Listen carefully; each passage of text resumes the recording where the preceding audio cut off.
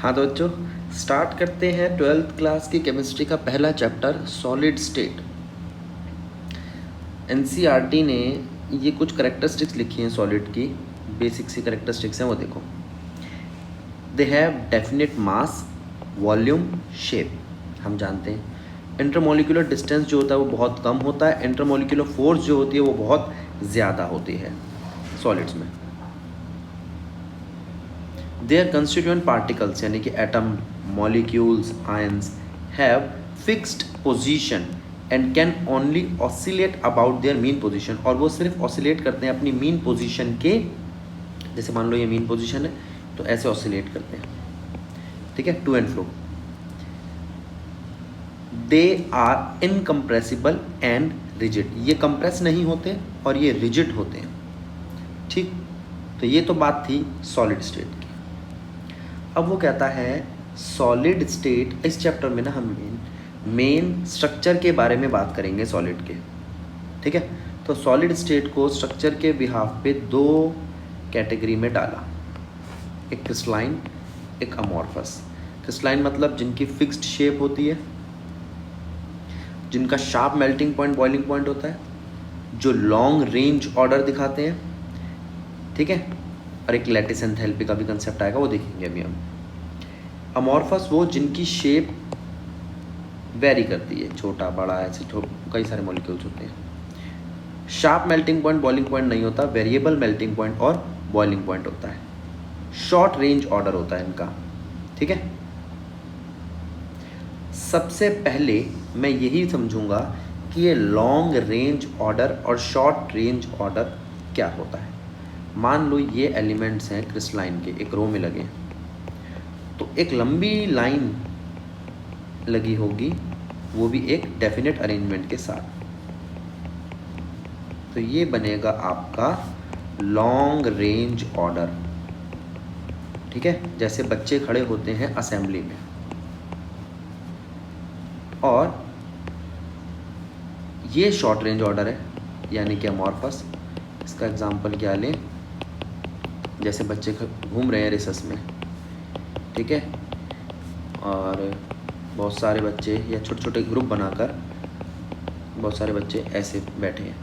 तो अगर आप इसको देखो ना, तो देखने में ये सब जगह से एक जैसा लगता है, कहीं से भी देख लो, यहाँ से देखो, यहाँ से देखो, तो इसकी सिमिट्री देखने में हर जगह से एक जैसी है, ठीक है। जैसे आपने देखा भाई, आप क्या एग्जांपल ले, मंगल बाज़ार का एग्जांपल ले लो। उस मंगल बाज़ार में ये बहुत सारे लोग हैं। अब ऐसा तो नहीं है ना उस मंगल बाज़ार में 50 लोग एक लाइन में एक साथ चल रहे होंगे, नहीं, 3-3, 4-4 के छोटे छोटे ग्रुप बनाकर घूम रहे होंगे। वो जो ग्रुप बना के घूम रहे होंगे ना, उनको आप कहीं से भी देखो सब एक जैसे लगेंगे। अगर कोई वहाँ पर, मान लो आपको किसी एक आदमी को सर्च करना है तो बड़ा मुश्किल हो जाएगा यहाँ पर ढूंढना। और अगर मैं बात करूँ इस केस की, तो यहाँ पर बड़ा आसान है उस एक आदमी को अलग से ढूंढना, ठीक है। क्यों? क्योंकि यहाँ पर अगर मान लो जो देखने वाला है, व्यूअर है, वो यहाँ खड़ा है, तो वो यहाँ से इनको आसानी से अलग देख सकता है। तो ये है आपका लॉन्ग रेंज और ये है आपका शॉर्ट रेंज। लॉन्ग रेंज देखने में सब जगह से एक जैसा नहीं दिखता, ठीक है। शॉर्ट रेंज जो होता है, ये वाला केस था, शॉर्ट रेंज ऑर्डर, ये सब जगह देखने में एक जैसा दिखता है, ठीक है। इसके लिए हमने एक टर्म यूज़ करी है, आइसोट्रोपिक और एनिसोट्रोपिक। देखते हैं, ये देखो यहाँ पे भी थोड़ा सा समझाया है, ये ऐसे देख रहा है और ये ऐसे देख रहा है। हम अभी एनसीईआरटी भी देखेंगे तो उसमें देखेंगे किस तरीके से वो समझाता है एनसीईआरटी क्रिस्टलाइन और अमॉर्फस को। अब देखो क्या क्या प्रॉपर्टीज़ हैं जो हम इनमें कंपेयर करेंगे। Shape, melting point, cleavage property, मतलब कट करना है अगर किसी क्रिस्टलाइन को तो बहुत शार्प कट लेगा। हीट ऑफ फ्यूज़न, फ्यूज़ का मतलब होता है मेल्ट करना। जब हम उसे पिघलाएंगे, मेल्ट करेंगे, तो क्या होगा। एनिसोट्रॉपी, नेचर, नहीं सॉरी, अरे ये अलग है। एनिसोट्रॉपी और नेचर किस तरीके का नेचर है, मतलब ये ट्रू सॉलिड है या फॉल्स सॉलिड है। फॉल्स सॉलिड को यहाँ पे हम क्या कह देते हैं, pseudo solid. Order in arrangement, भाई कैसा अरेंजमेंट है, लंबी लाइन है या छोटी लाइन है, ऑफ कॉन्स्टिट्यूएंट पार्टिकल्स। क्लियर। अब ज़रा दोनों को देख लो, एक है क्रिस्टलाइन सॉलिड और एक है amorphous solid. Crystalline solid, definite characteristic geometrical shape, ऐसी शेप है जो डेफिनेट है, और अमॉर्फस के अंदर इरेगुलर शेप है। मेल्टिंग पॉइंट, बॉइलिंग पॉइंट इसका शार्प होता है, कैरेक्टरिस्टिक टेम्परेचर होता है। यहाँ ग्रेजुअली ये धीरे धीरे करके सॉफ्ट होते हैं, मतलब एक लॉन्ग रेंज पे। अगर मैं एग्जांपल के तौर पे कहूँ तो जैसे किसी का 330 केल्विन उसका मेल्टिंग पॉइंट है, तो यहाँ पे होगा 330 से 335, 332, 335। When cut into sharp edge, ये वाला पॉइंट भी देखो, जब इन्हें शार्प एज में कट किया जाता है, sorry, when cut with a sharp edge tool they split into 2 pieces, तो ये 2 टुकड़ों में टूट जाते हैं। And newly generated surface are plane, जो नई सरफेस बनती है वो प्लेन भी होती है और स्मूथ भी होती है। Wait cut with a sharp edge tool they cut into 2 pieces with irregular shape. इनकी पहले ही शेप रेगुलर नहीं थी, इसलिए कट करने के बाद भी शेप रेगुलर नहीं आती, लेकिन यहाँ पर जो कट करने के बाद सरफेस आती है वो स्मूथ और प्लेन आती है। They have definite characteristic heat of fusion. भैया हीट ऑफ फ्यूजन तो सीधा सीधा मेल्टिंग पॉइंट से रिलेट करता है। अब मेल्टिंग पॉइंट वेरी कर रहा था तो हीट ऑफ फ्यूजन भी वेरी करेगा, और मेल्टिंग पॉइंट शार्प था तो हीट ऑफ फ्यूजन भी डेफिनेट और कैरेक्टरिस्टिक होगा। इस वाले में they do not have definite heat of fusion. Anisotropic in nature बताया था। एनिसोट्रॉपिक का मतलब जो हर जगह से एक जैसा ना दिखाई दे, आइसोट्रॉपिक जो हर जगह से एक जैसा दिखाई दे। ट्रू सॉलिड, स्यूडो सॉलिड, इनका लॉन्ग रेंज ऑर्डर है, इनका शॉर्ट रेंज ऑर्डर है। आराम से इस पेज को समझो, फिर हम आगे बढ़ते हैं। तो ये बेसिक प्रॉपर्टीज़ बताई हैं क्रिस्टलाइन सॉलिड और अमॉर्फस सॉलिड की। अब ज़रा इधर देखो, आगे चलते हैं एक बार यूनिट सेल के पास, फिर आएंगे इस पर। देखो हम बात कर रहे हैं सेल की। अब सेल समझने से पहले हम उस शेप को समझेंगे जिसमें हम सेल को देखेंगे, और वो है आपका क्यूब। क्यूब एक 3D ज्योमेट्री है। इस ज्योमेट्री में हम स्क्वायर एज अ फेज लेके चलते हैं। ज़रा देखो, ये इस ज्योमेट्री को हम कहते हैं क्यूब। इसमें एक एज होता है, उसकी लेंथ है a, ठीक है। अब इस ज्योमेट्री के अंदर हम कॉर्नर्स देखते हैं। एक कॉर्नर, 2, 3, 4, 5, 6, 7, 8, 8 कॉर्नर है। ये फेस है, देखो ऐसे 6 फेस हैं, और ये एज है, ऐसे 12 एज हैं, ठीक है। फिर डायगोनल की बात आएगी, देखते हैं कहाँ दिखेंगे ये। ज़रा इसको देखो, कॉर्नर दिख रहे हैं ग्रीन कलर के,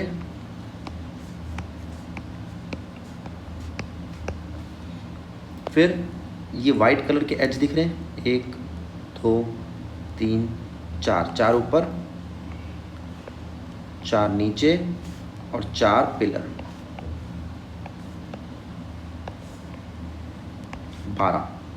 12 एज हैं, 8 कॉर्नर हैं। अब फेस कितने हैं? ये एक फेस है, एक ऊपर एक नीचे, 2 फेस, एक इस साइड पे एक इस साइड पे, 4 फेस, एक पीछे और एक आगे, 6 फेस। 6 फेस हो गए। ठीक है। अब एक फेस को उठा लो, सिर्फ एक फेस को, ये वाला फेस उठा लो, देखो फेस दिखेगा कैसा, ऐसा दिखाई दे रहा है फेस। इस फेस पे ये क्या है, एक कॉर्नर और ये कॉर्नर, दोनों को जोड़ा तो डायगोनल बन गया। और इस ट्रायंगल को देखो मैं, ट्रायंगल ABC को, तो आप कह सकते हो पाइथागोरस के हिसाब से अगर ये A है, ये A है, तो ये √2a होगा। तो फेस डायगोनल हमारा क्या बनेगा, √2a। ठीक है, A है एज लेंथ और फेस डायगोनल है √2a। अब हम बात करेंगे पूरे बॉडी के डायगोनल की। भैया थोड़ा सा एज्यूम करना पड़ेगा यहाँ पे क्यूब को, या मैं उठाकर पीछे जो क्यूब रखा था उसको आगे ले आता हूँ। यहाँ पे देखो,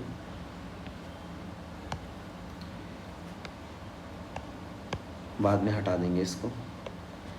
इस क्यूब में इसके पॉइंट ढूंढते हैं। देखो ये पॉइंट, ये पॉइंट, ये रहे, ये नीचे वाला फेस कंसीडर किया है सिर्फ, एक पॉइंट हमने ये कंसीडर किया है। ठीक है, ये एज लेंथ, ये डायगोनल, बेस का डायगोनल या फेस डायगोनल, और ये बॉडी डायगोनल।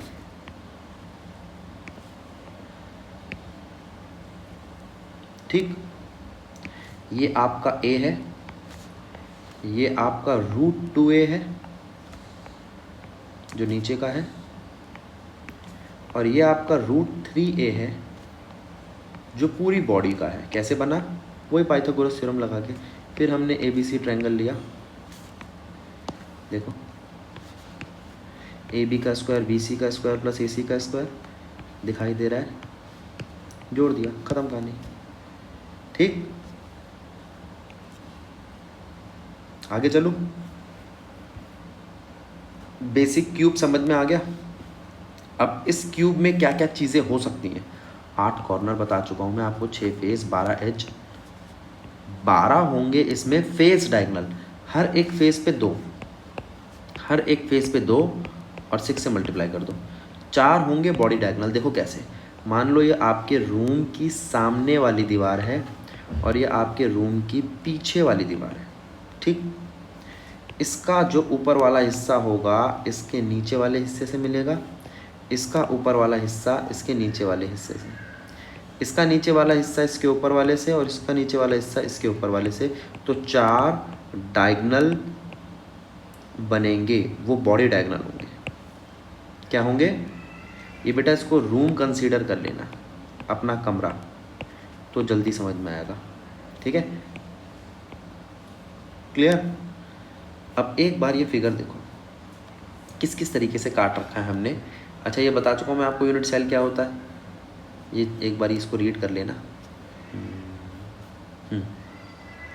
देखो, अगर ये एक फेस है, कंसीडर करो फेस, और एटम उसके बिल्कुल सेंटर पे रखा है, तो इसको 2 हाफ में कट कर दोगे, है ना। तो ये आपका, ये एक रूम में हाफ आएगा, ये आया आपका आधा, आधा एटम है जो एक रूम में आ रहा है। अगर उसको फेस पे रखा जाए, ठीक है, ये एज पे रख दिया, अगर एज पे रखोगे तो एक रूम में 1/4 आएगा।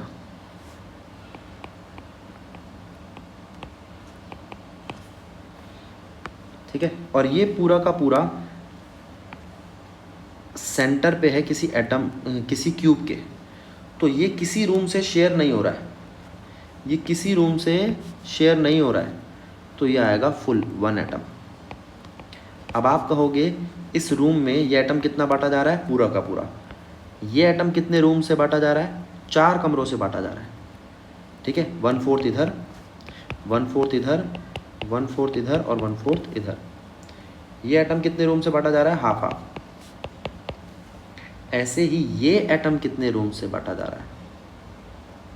ये कॉर्नर पे है, ये एटम कॉर्नर पे है और एक कॉर्नर 8 कमरों से बांटा जा रहा है। 1 2 3 4 5 6 7 8, तो 1/8 हो जाता है। कितना हो जाता है? 1/8 अगर कॉर्नर पे रखा जाए, अगर एटम को कॉर्नर पे प्लेस किया जाए, a corner cube, a corner of the cube is a common in 8 cubes, तो 1/8 आता है। कितना आता है? कॉर्नर 1/8 आता है, फेस हाफ आता है, एज 1/4 आता है। क्यूब का सेंटर किसी से कॉमन नहीं होता, तो कंप्लीट एटम कंसीडर किया जाता है। क्लियर? इसके बारे में मैं आपको बता चुका हूँ। ये है आपका face diagonal, sorry body diagonal. ये है आपका face diagonal. Face diagonal a/2 और इसने ऐसे करा है, जैसे मर्जी कर लो, ये a/√2 आता है। एक मिनट रुको, ये क्या कर रहा है?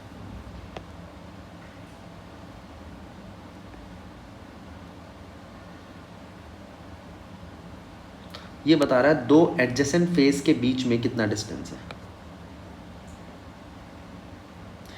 फेस के सेंटर जो हैं उनके बीच में कितना डिफरेंस है, ये भी बहुत इंपॉर्टेंट है। 2 एडजेसेंट फेस के बीच में a/√2 का डिस्टेंस होता है।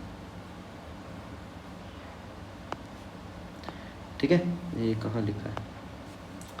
ये रहा, 2 adjacent edge center, 2 adjacent face center. ठीक, खत्म कहानी। ये वाला पोर्शन भी क्लियर हो गया। ये क्या चीज़ है ये भी मैं समझाऊंगा कि आयनिक, कोवलेंट, मॉलिक्यूलर और मेटेलिक क्रिस्टल्स क्या होते हैं, इसके बारे में बाद में बात करेंगे। ठीक है, इन सब चीज़ों के बाद, ये बेसिक था तुम्हारा, हम स्टार्ट करते हैं टाइप्स ऑफ क्रिस्टल। ठीक है, तो उसको हम लैटिस से समझाएंगे। लैटिस स्ट्रक्चर, भाई हम किसी सॉलिड को किन किन कैटेगरी में डाल सकते हैं, तो अभी तो हम 3 समझेंगे, simple cubic, body centred, face centred और एक और है एंड सेंटर्ड। ठीक है, उसको हम देखते हैं नेक्स्ट लेक्चर में।